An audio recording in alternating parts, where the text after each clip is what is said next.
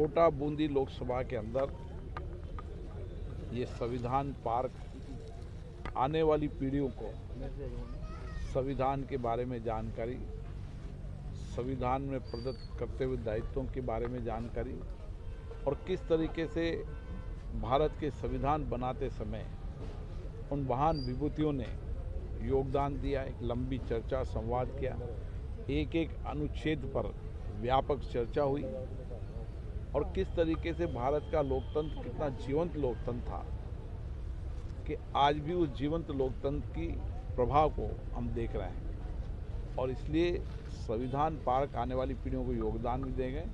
वह बाबा साहब अम्बेडकर, जिनमें संविधान निर्माण में महत्वपूर्ण भूमिका थी, उनके जीवन दर्शन, उनके विचार, उन्होंने जीवन के अंदर आर्थिक सामाजिक सभी क्षेत्रों के अंदर जो विचार दिए, उन विचारों से आने वाली पीढ़ियों को भी प्रेरणा मिलेगी।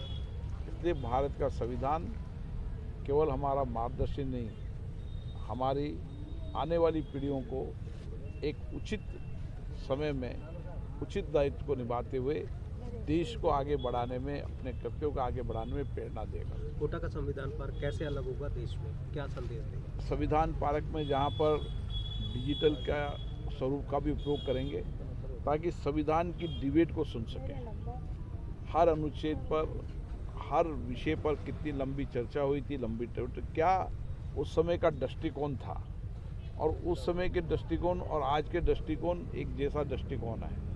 उस समय कितना विद्वान लोग थे जिन्होंने सोचा, विचार किया और आने वाले भविष्य में भारत की लोकतंत्र कैसे मजबूत होगा, उस लोकतंत्र को एक नया दिशा दी।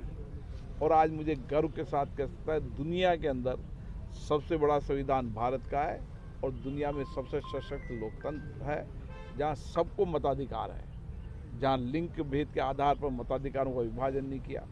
गरीब से गरीब व्यक्ति का भी एक वोट है और बड़े से बड़े व्यक्ति का भी एक वोट है। वो एक वोट से देश की, राज्य की सत्ताओं को चुन सकता है।